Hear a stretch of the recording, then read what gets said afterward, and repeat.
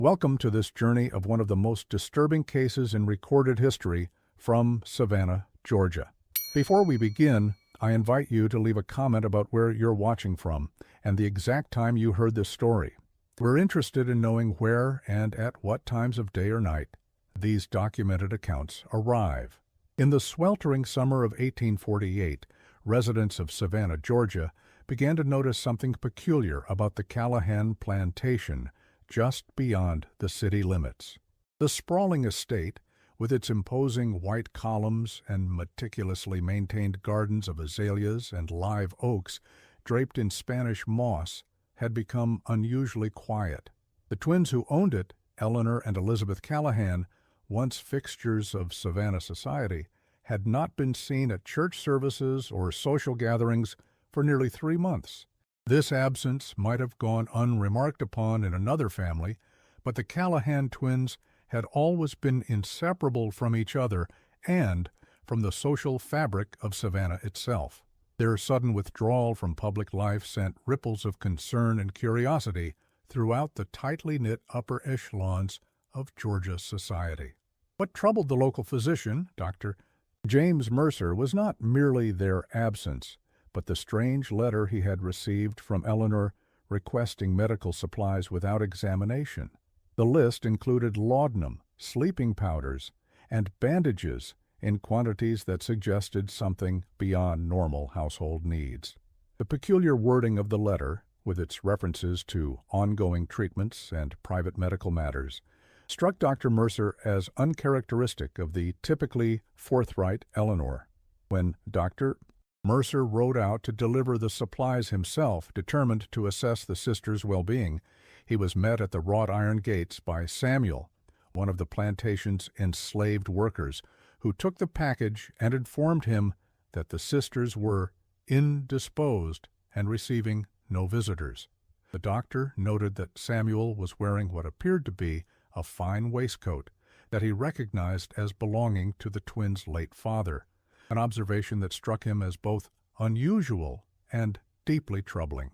According to records held in the Savannah Historical Society archives, discovered during renovations in 1961, what happened at the Callahan Plantation that summer was the beginning of one of the most disturbing chapters in Georgia's antebellum history. A chapter that would only be fully uncovered more than a century later, when the crumbling pages of diaries, letters, and official documents began to reveal a story far more complex and unsettling than the sanitized version that had been passed down through generations. The Callahan twins had inherited Moss Creek Plantation following the sudden death of their father, Jonathan Callahan, in February of 1847. His death certificate, preserved in county records, lists the cause as apoplexy, though rumors persisted that he had died in a fit of rage during an argument with his daughters. The plantation was known for its rice production and comprised over 800 acres of land along the Savannah River, with fields stretching toward the horizon and marshlands teeming with wildlife. At the time of Jonathan's death, 43 enslaved persons were listed in the property inventory, including field workers, house servants, and skilled craftsmen. The twins, then 26 years old, were unmarried, unusual for women of their station at that time. Their mother had died during their birth, and they had been raised by their father and a succession of household staff, growing up in isolation that perhaps contributed to their unusually close bond and somewhat unconventional behaviors. Savannah in the 1840s was a city of stark contrasts. The wealthy plantation owners maintained elegant townhomes along Bull Street and Monterey Square, attending elaborate balls and soirees, while just blocks away, the working class struggled and enslaved people moved through the city on errands for their enslavers, navigating a complex system of passes and restrictions. The air was heavy with the scent of salt from the nearby ocean, mixed with the aroma of spices from the market and the less pleasant odors of a growing city without modern sanitation. The port bustled with ships bringing goods from Europe and the Caribbean and taking cotton and rice to markets around the world. Horse-drawn carriages clattered along cobblestone streets, and gas lamps cast pools of yellow light after sunset. The Callahan family occupied a place of prominence within this society, and the twins were known for their beauty, intelligence, and the uncanny way they seemed to communicate without speaking. According to letters between Jonathan Callahan and his business associate William Hartford, preserved in the Georgia Historical Society collection, Jonathan had been concerned about his daughter's future. "They refuse all suitors and seem content only in each other's company," he wrote in 1846. "I fear what will become of them when I am gone, for they have shown no inclination toward marriage or proper society." Another letter, dated just weeks before his death, mentions his plan to send them to stay with relatives in Charleston, where perhaps separation might encourage more natural attachments. The tone of his letters suggests growing frustration with his daughter's independence and resistance to his authority, an unusual dynamic in a time when paternal control was rarely questioned. But Jonathan Callahan died before this plan could be enacted, and the twins suddenly found themselves the sole owners of a vast plantation. According to county records, they initially hired an overseer named Thomas Blackwood to manage the property's operations. Blackwood, a man with a reputation for harsh discipline and efficient production, lasted only 3 months before departing suddenly, telling associates in Savannah that the sisters had strange notions about the plantation's management and that he could not abide by their methods. When pressed for details by curious neighbors, Blackwood reportedly refused to elaborate, saying only that some things are better left unsaid, and that he feared for the souls of those women. What those methods entailed became the subject of much speculation in Savannah society. The first unusual reports came from merchants with whom the plantation did business. The twins began sending Samuel and another enslaved man named Isaiah to conduct transactions instead of coming themselves. More unusually, these men were dressed in fine clothes, carried substantial sums of money, and spoke with an authority normally reserved for white property owners. The ledger of Pemberton's General Store, discovered in a family collection in 1964, contains a notation from April 1848. "Received payment from S. of Moss Creek for goods in full. Most irregular arrangement. Query if sisters know of such liberties taken." According to a diary kept by Margaret Wilkes, wife of a neighboring plantation owner, rumors began to circulate about improper relationships between the Callahan sisters and certain enslaved men on their property. Mrs. Hartford reports that her kitchen girl, whose cousin works at Moss Creek, tells of strange goings-on, Wilkes wrote in April 1848. "The sisters have apparently given private quarters in the main house to 2 of the men and dine with them as equals. I cannot bring myself to record the more salacious details of what is alleged." The diary goes on to describe the growing unease in Savannah society as whispers of the Callahan sisters' behavior spread, with some families forbidding their daughters from associating with the twins lest they be corrupted by whatever madness has taken hold at Moss Creek. The isolation of the plantation made it difficult for outsiders to verify these rumors. The Callahan property was surrounded by dense woods and marshland on 3 sides, with the river forming the 4th boundary. Cypress trees draped in Spanish moss created a natural barrier that seemed to swallow sounds and obscure vision, adding to the sense of mystery surrounding the estate. A single road led from the main Savannah highway to the plantation house, and visitors reported being turned away at the gate with increasing frequency. The few who were admitted noted subtle changes in the household: furniture rearranged, certain rooms kept locked, and a tension in the air that hadn't existed during Jonathan Callahan's lifetime. By June of 1848, the twins had stopped attending church altogether. Their pew at St. John's Episcopal Church remained empty Sunday after Sunday, a conspicuous absence in a community where religious attendance was both a social obligation and a public demonstration of proper values. The rector, Reverend Thomas Bartow, noted in the parish register that he had called upon them twice and been denied entry both times. "There is an atmosphere of secrecy about the place that I find deeply troubling," he wrote. "The gates were locked, and I was addressed through them by a man I believe to be Samuel, though he was dressed in a manner most unsuitable to his station.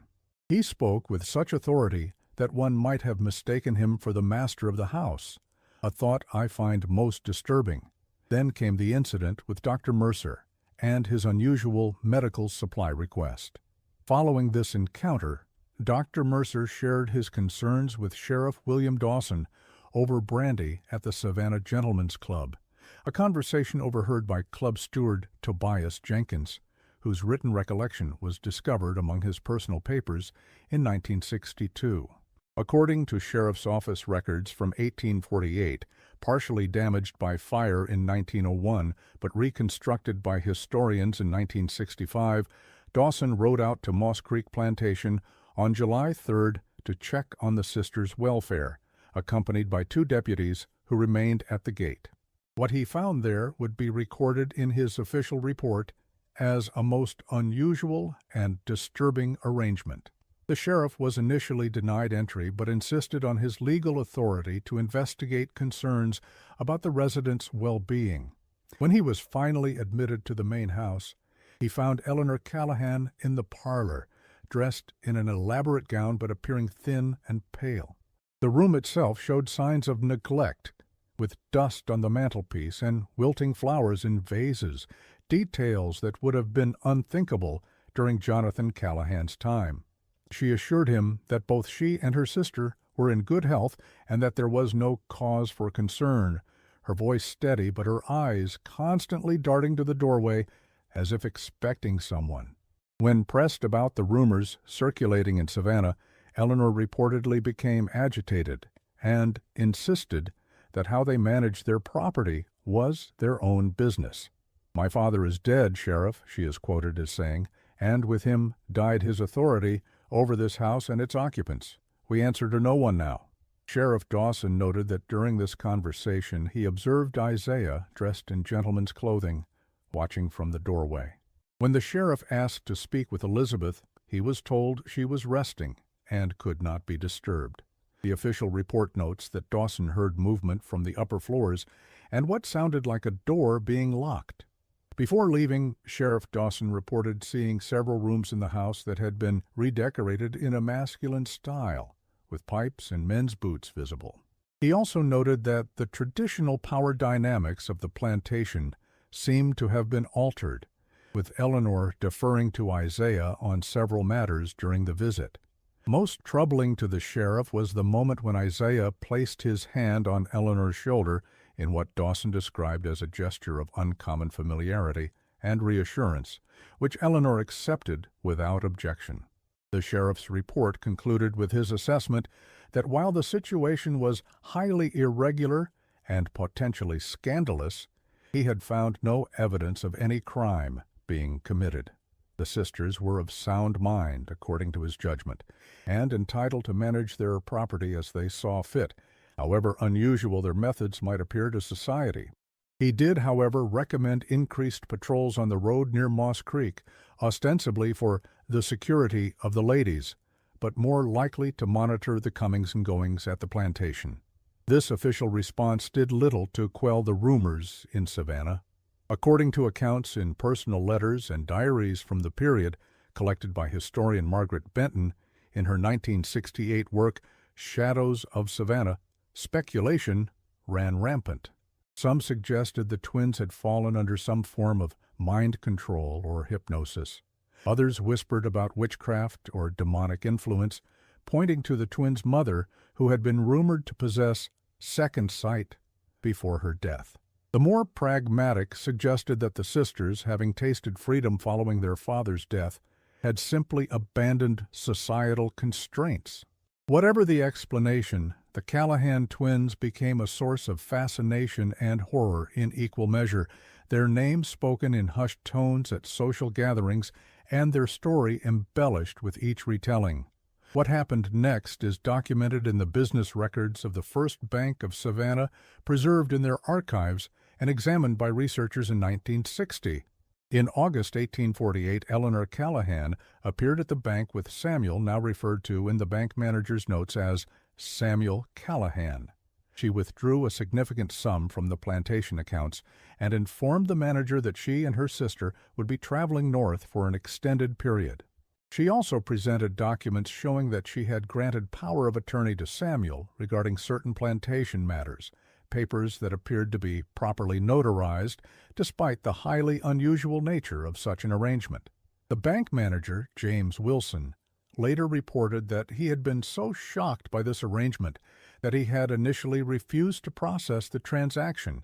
It was only after Eleanor produced the properly notarized documents and threatened legal action that he relented.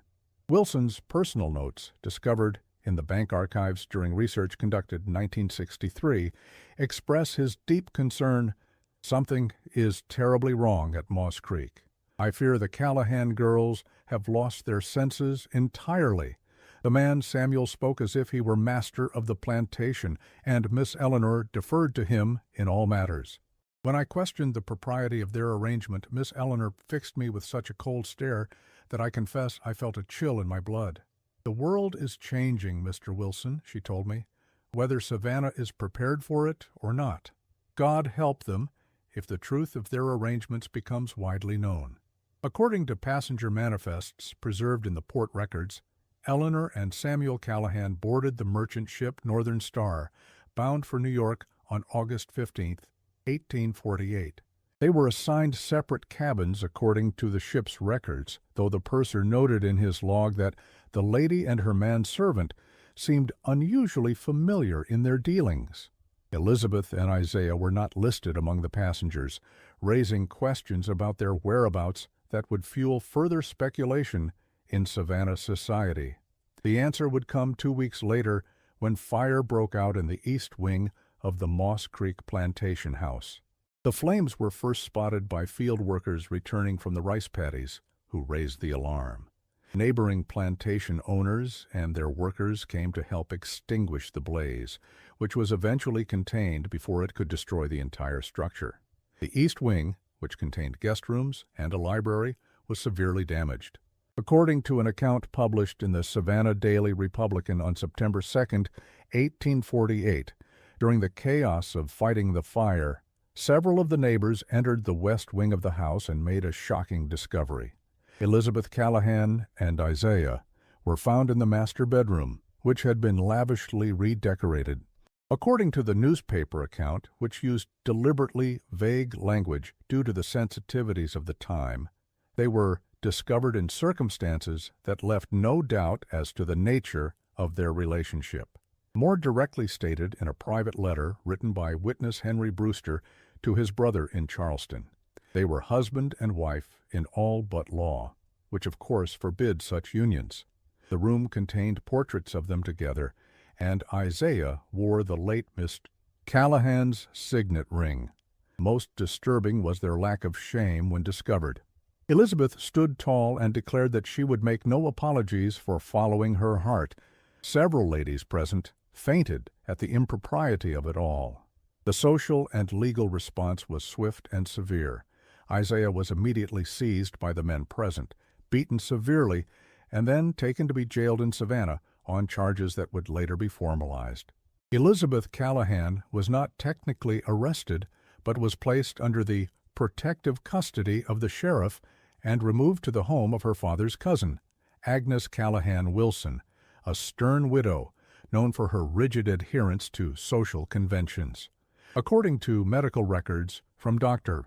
Mercer, Elizabeth was sedated with laudanum upon her removal from Moss Creek and remained in an agitated state for several days thereafter, alternating between periods of silent staring and violent outbursts, during which she called for Isaiah and cursed her captors in language the doctor described as shocking from the lips of a well-bred lady.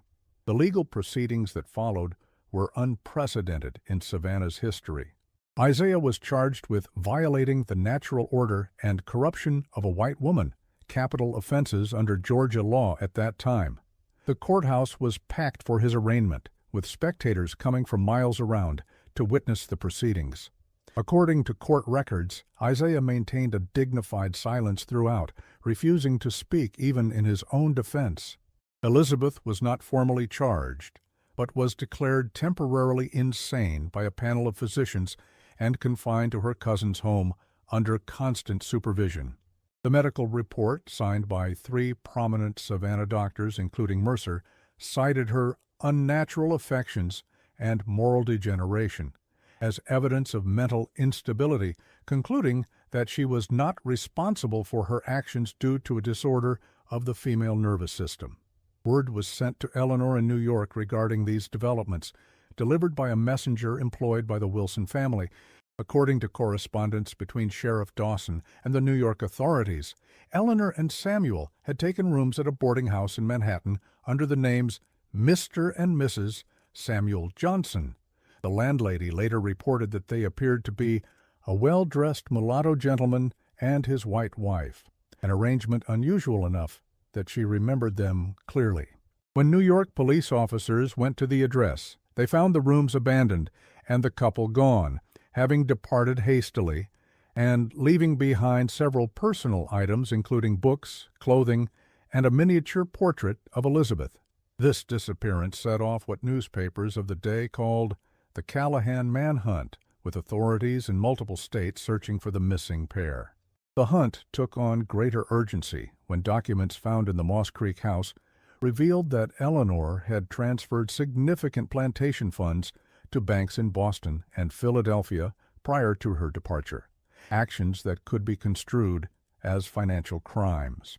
The New York Herald ran a sensational article about the case on September 18, 1848, describing Eleanor as a woman who has betrayed her race and station, and Samuel as a cunning manipulator who has ensnared a once respectable lady in a web of perversion.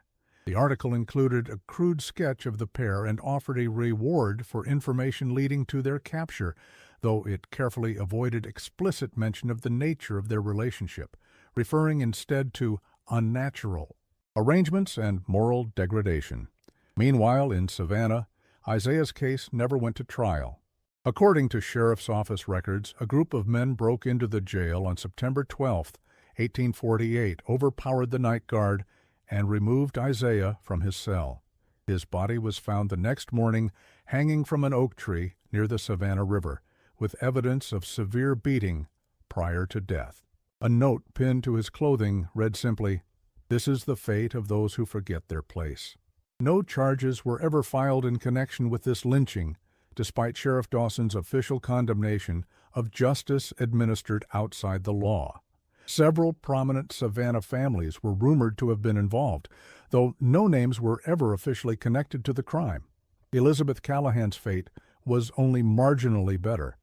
Declared legally incompetent, she was committed to the Georgia State Asylum in Milledgeville in October 1848, after it became clear that her behavior would not be corrected by the influence of her relatives.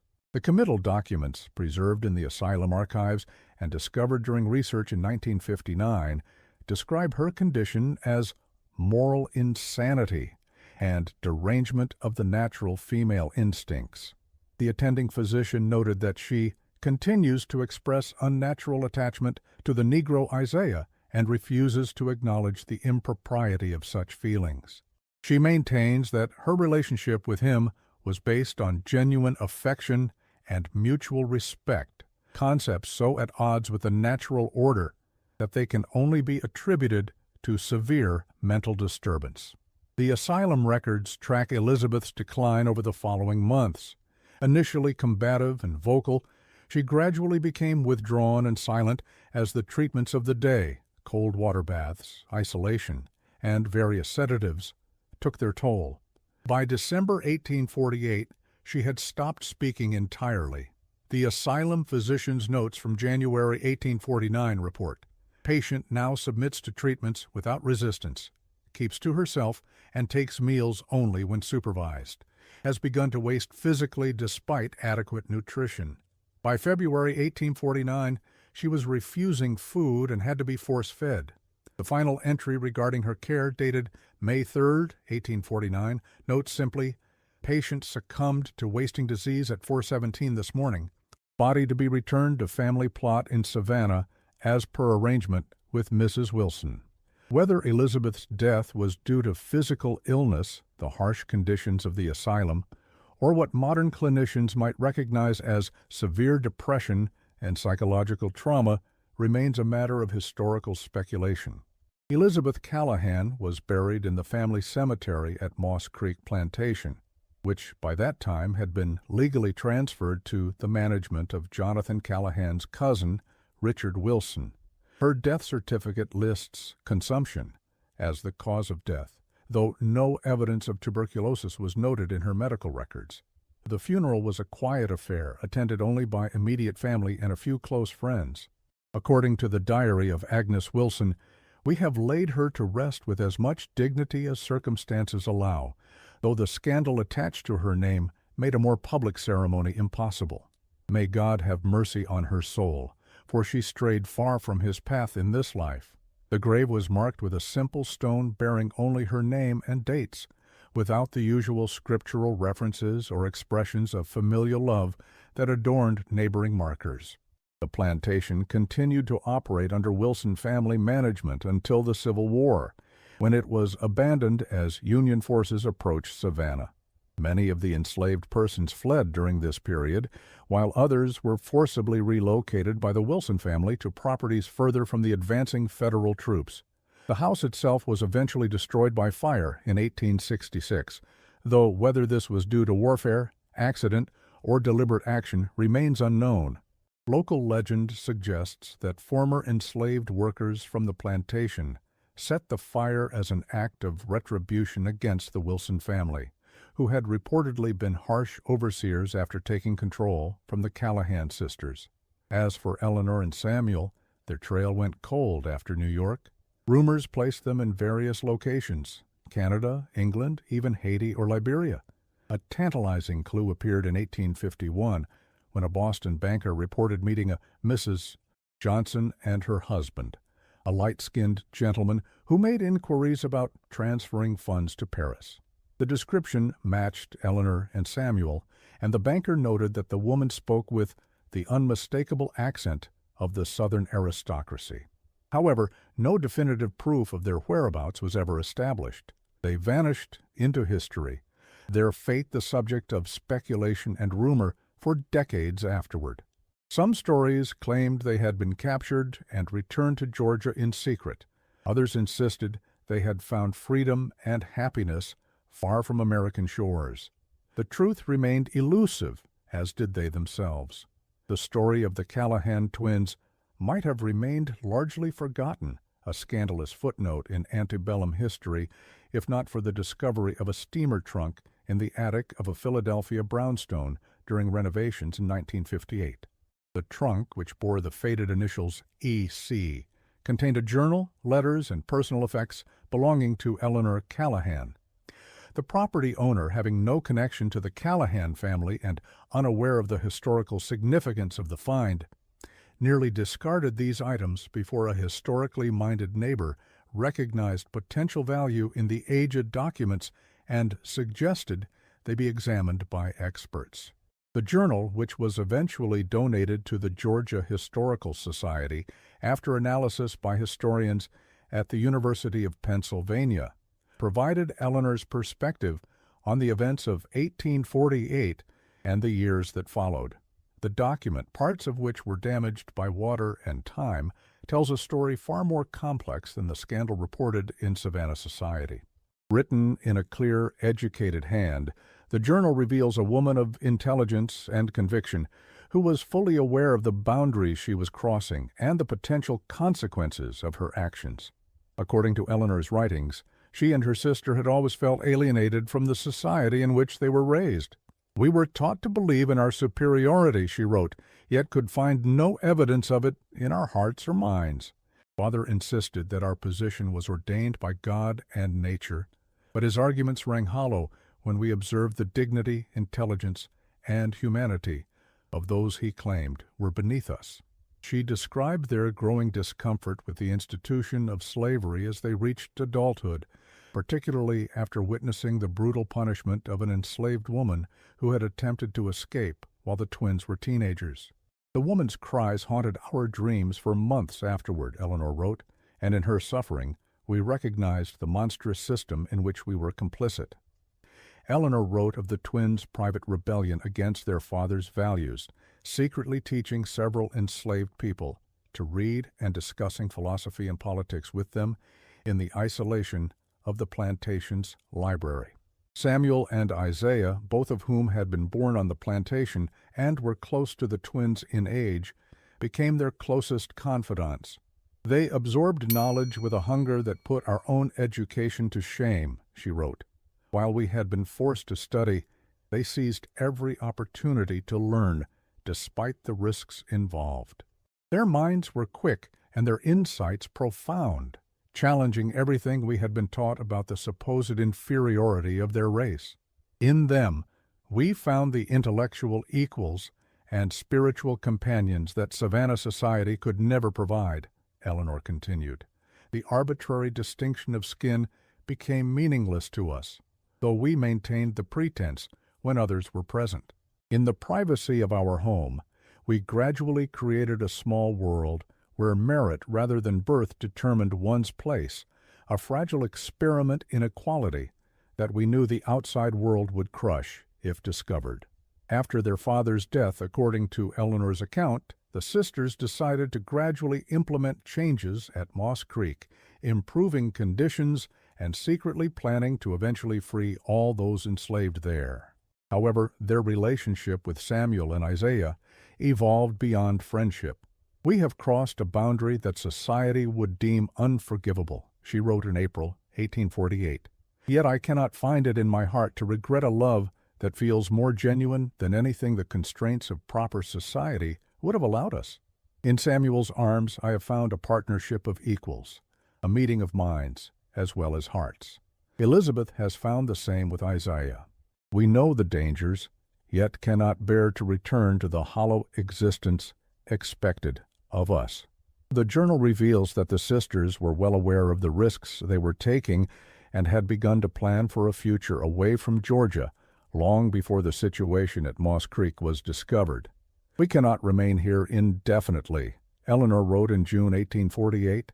"The questions grow more persistent, the scrutiny more intense. Samuel has contacts in Philadelphia and Boston, abolitionists who might assist us in establishing new lives where we might live, if not openly, as husband and wife, at least in proximity and relative freedom." Eleanor's journal reveals that the sisters had initially planned to sell the plantation, free those enslaved there through legal manumission in a northern state, and travel to Europe where they hoped their unconventional relationships might be less conspicuous. They had begun this process slowly, converting plantation assets to cash and making arrangements through sympathetic northern contacts. The fire at Moss Creek and Elizabeth's subsequent capture destroyed these plans, forcing Eleanor and Samuel to flee earlier than intended and leaving Elizabeth and Isaiah vulnerable. The journal entries following their escape from New York are sporadic and guarded, suggesting fear of discovery even in this private document. Eleanor wrote of their journey north through New England and eventually into Canada, traveling as Mr. and Mrs. Johnson and constantly alert for pursuers. "We sleep in separate rooms when we must stay at inns," she wrote, maintaining the pretense of master and servant despite the pain of this charade. "Samuel bears it with more grace than I, having lived under such restrictions all his life. I find myself raging against the necessity of these deceptions, even as I acknowledge their importance to our survival." The entries describe their arrival in Montreal in late 1848, where they found a community of abolitionists and free blacks who provided shelter and assistance. "There is still prejudice here," Eleanor noted, "but not the crushing legal and social barriers of the South. Samuel can walk the streets without papers, can enter establishments without question.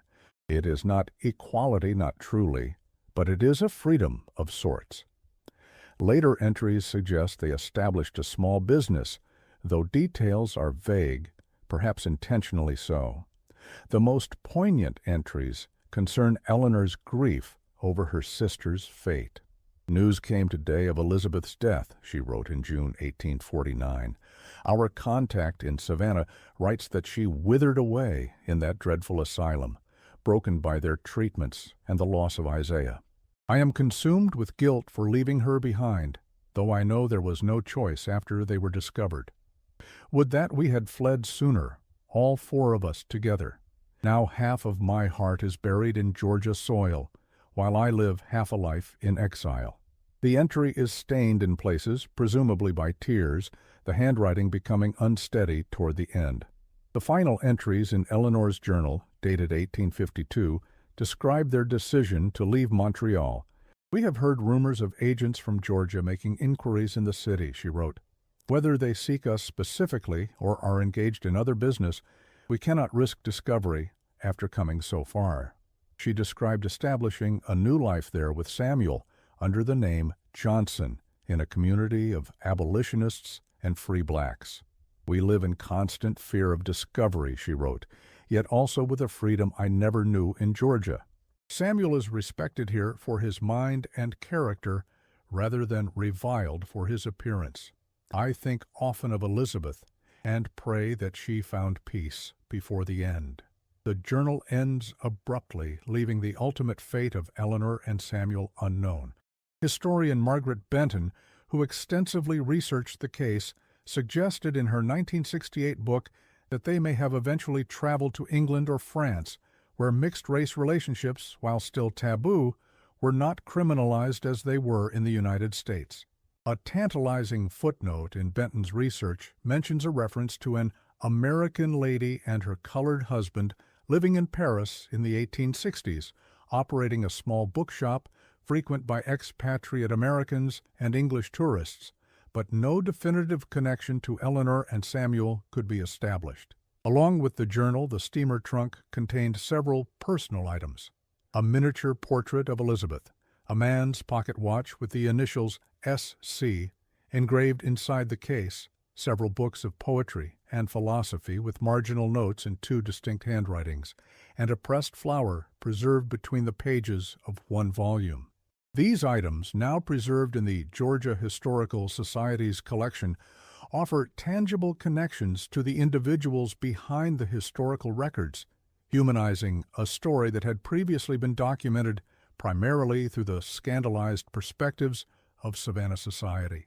The Callahan Plantation is now gone, the land subdivided and developed in the 20th century. The family cemetery was relocated during highway construction in 1967, the graves marked only with plain stones after descendants of the Wilson family requested that the Callahan name be removed from public view to avoid reviving the scandal. Yet the location where Moss Creek Plantation once stood continues to draw curious visitors, amateur historians, and descendants of those who were enslaved there, all seeking to understand the complex and tragic events that unfolded on that land in the summer of 1848. Yet the echoes of what happened there in 1848 continue to reverberate through historical scholarship. The case has been re-examined through various lenses, as an early challenge to racial boundaries, as an example of women rejecting patriarchal control, and as a troubling instance of power imbalance given the enslaved status of the men involved. Modern historians have debated whether the relationships between the twins and the enslaved men can be viewed as consensual, given the inherent power dynamics of slavery, while others have focused on the ways in which the Callahan sisters' story challenges traditional narratives of Southern womanhood in the antebellum period. What remains undeniable is the fear that the Callahan twins inspired in Savannah society. It was not fear of physical harm, but of something perhaps more threatening, the dismantling of the social order on which their world was built. Two women of privilege had rejected the fundamental beliefs of their class and time, challenging not just racial boundaries, but gender roles and power structures that were thought to be immutable. In the words of Reverend Bartow, recorded in his private correspondence, "If even the daughters of our best families can be so corrupted, what security have we in our social arrangements? The Callahan affair strikes at the very foundation of our society, threatening to unravel all that holds us together. The last known reference to the Callahan case in the 19th century comes from a sermon delivered by Reverend Bartow at St. John's Church in 1850, in which he warned his congregation about the corruption of moral character that begins with small rebellions and ends in complete depravity. Though he did not name the Callahans directly, his reference was clear to all present. The text of this sermon, preserved in the church archives, reveals the depth of anxiety the case had produced in Savannah society. "Let us remember," he said, "that the natural order of society is divinely ordained, and those who seek to upend it bring only ruin upon themselves and chaos to all around them. The tragic end of those who have recently strayed from this path should serve as warning enough. Like Icarus flying too close to the sun, they were consumed by their own hubris, believing themselves wiser than the accumulated wisdom of generations. Let their fate remind us all of the dangers of questioning that which God and nature have established as proper and right." The historical record suggests that this warning was effective. The Callahan scandal was rarely spoken of openly in Savannah after 1850, becoming instead a whispered cautionary tale. Unmarried women were closely supervised, and interactions between whites and enslaved persons became subject to even greater scrutiny and restriction. The fear of another Moss Creek incident lingered in the collective memory of Savannah's elite, a specter of social disruption that reinforced their commitment to maintaining strict racial and gender boundaries. Yet perhaps the most unsettling aspect of the Callahan story is the suggestion, found in Eleanor's journal, that their case was not entirely unique. She wrote of others like us, hidden in plain sight, maintaining the facade that society demands while living truth in the shadows. This hint that other plantation owners might have formed similar forbidden bonds raises questions about how many such relationships might have existed, undocumented and unacknowledged in historical records. The Callahan twins were unusual primarily in being caught and in refusing to deny their choices, not necessarily in the choices themselves. Historian Rachel Montgomery, in her 2005 analysis, Veiled Intimacies, Interracial Relationships in the Antebellum South, points to census records, probate documents, and private correspondence that suggest other instances of relationships crossing racial boundaries among the plantation elite. These relationships were hidden beneath layers of social pretense, Montgomery writes, but occasionally surface in unexpected ways, in wills that provide unusually generous provisions for certain enslaved individuals, in physical resemblances noted by visitors, in private letters that hint at emotional attachments that transcended the master-slave dynamic. The Callahan plantation has been gone for over a century now, the grand house with its imposing columns and manicured gardens, returning to the wild marshland from which it was carved. The rice fields have long since flooded or been reclaimed for other purposes, and the sounds of labor and life that once filled the estate have faded into silence. Yet something of the twins' rebellion against the constraints of their time remains, preserved in fragments of journals, letters, and official records that continue to challenge our understanding of the past.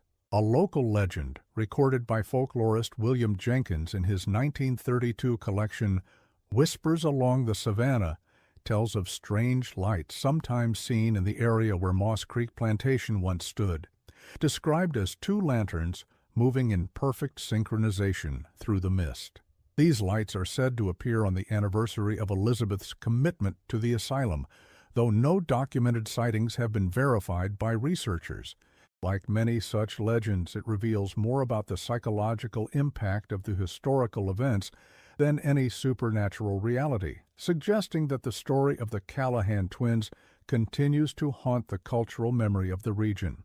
As the fog rolls in from the Savannah River on quiet evenings, some say you can still feel a strange heaviness in the air where Moss Creek Plantation once stood, not the supernatural weight of ghosts or spirits, but the very human weight of secrets, rebellion, and forbidden love that once flourished there, hidden behind a facade of Southern propriety and plantation grandeur. In the words of Eleanor Callahan, written in the final pages of her journal, "Society may judge us monstrous, but I have come to believe that the true monstrosity lay in the system we were born into, which demanded we deny our hearts and minds for the sake of maintaining an order built on suffering. If that makes us monsters in the eyes of Savannah, then perhaps monstrosity is preferable to the hollow virtue they so prize." The historical assessment of the Callahan case has evolved over time, reflecting changing attitudes toward race, gender, and sexuality. Early accounts, such as Savannah historian Charles Pemberton's 1912 Chronicles of the Coastal Elite, treated the case as a tragic example of feminine moral weakness and the dangers of allowing young women too much independence. By the mid-20th century, when Eleanor's journal was discovered, scholars began to reassess the story in light of her first-hand account, though many still viewed the relationships as inherently exploitative given the context of slavery. Feminist historian Laura Jenkins argued in her 1992 analysis that the twins' rejection of conventional marriage represented an early, if problematic, assertion of female sexual and emotional autonomy in a society that denied women control over their own bodies and lives. Race scholar Marcus Washington's 2010 work, Boundaries Crossed: Interracial Relationships Under Slavery, placed the Callahan case within a broader context of relationships that crossed racial lines during the antebellum period, examining the power dynamics and human connections that existed in these complex interactions. More recent scholarship has attempted to understand the complexity of the Callahan sisters' choices within the severely restricted options available to women in their time and place. The Callahan twins vanished from documented history after 1852, but the questions their story raises continue to echo through American history about power, freedom, race, and the human capacity to either conform to or rebel against the constraints of their time. Their legacy lives on not in monuments or celebration, but in the uncomfortable questions they force us to confront about the past and the social structures we continue to inherit from it. As historian Margaret Benton wrote in the conclusion of her study, the story of Eleanor and Elizabeth Callahan reminds us that beneath the polished surface of historical narrative lie countless untold stories of those who defied convention, who sought connection and meaning outside the boundaries society prescribed for them. Their story is not one of heroes or villains, but of human beings navigating the complex moral landscape of their time, making choices that would have profound and ultimately tragic consequences. In 1968, a descendant of the Wilson family who had taken control of Moss Creek Plantation after the scandal attempted to have the Callahan records sealed from public access, claiming that they contained fabrications designed to slander respected Georgia families. The Georgia Historical Society refused this request, citing the historical importance of the documents. This attempt at suppression itself reveals how potent the Callahan story remains, even generations later, in its challenge to idealized narratives of the antebellum South. Archaeological excavations conducted in the 1990s at the site where Moss Creek Plantation once stood uncovered foundations of the main house and several outbuildings. Among the artifacts recovered were fragments of fine porcelain, buttons, pieces of writing implements, and other everyday items that provide tangible connections to the people who once lived there.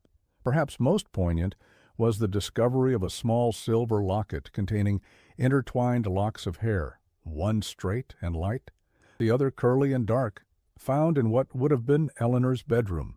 This item, now displayed in the Georgia Historical Society's museum, offers a powerful physical embodiment of the emotional bonds documented in Eleanor's journal. The story of the Callahan twins has inspired fictional treatments as well, including novels, plays, and even a 1972 film that took significant liberties with the historical facts. Most of these adaptations have romanticized the relationships or simplified the complex social dynamics at play, often reflecting contemporary preoccupations more than historical realities. The most thoughtful creative engagement with the story may be poet Lucille Morrison's 1985 collection, Moss Creek Whispers, which imagines the perspectives of various individuals connected to the plantation, including Samuel and Isaiah, whose own thoughts and feelings about the relationships remain largely absent from the historical record. In the silence that followed the Callahan scandal, Savannah society tried to forget what had happened at Moss Creek Plantation. The Wilson family, who took over management of the property, never spoke publicly about their infamous relatives. Elizabeth's grave remained unmarked for decades until a simple stone was placed there in the early 20th century. Eleanor and Samuel Johnson, if they did indeed build a new life abroad, never returned to Georgia or made contact with anyone from their former lives, at least not in any way that left historical traces. But some stories refused to stay buried, continuing to speak across the generations, challenging us to listen to the voices that history has tried to silence. The Callahan twins, in their complex humanity, privileged yet rebellious, complicit in an unjust system yet struggling against it, both victims and perpetrators of their society's contradictions, remind us that history is not a simple narrative of heroes and villains, but a complex tapestry of human choices made within the constraints and possibilities of a particular time and place. As we continue to uncover and reassess stories like theirs, we gain not just knowledge of the past, but insight into the ways in which systems of power, privilege, and oppression have shaped human relationships throughout history. The boundaries that seemed immutable to Savannah society in 1848, between races, between genders, between enslaver and enslaved, have shifted over time, but questions about power, consent, autonomy, and the human capacity for connection across socially constructed divides remain as relevant today as they were when Eleanor and Elizabeth Callahan made their fateful choices at Moss Creek Plantation. In the end, what remains of their story is not just the scandal that shook Savannah society, but the evidence of their humanity, the journal entries penned in Eleanor's steady hand, the personal belongings preserved in that steamer trunk, the locket with its intertwined strands of hair, and the quiet grave where Elizabeth was laid to rest after her tragic end. These fragments speak to us across time, reminding us that behind every historical record are human beings with hopes, fears, and desires not so different from our own, navigating the complex moral terrain of their time as best they could.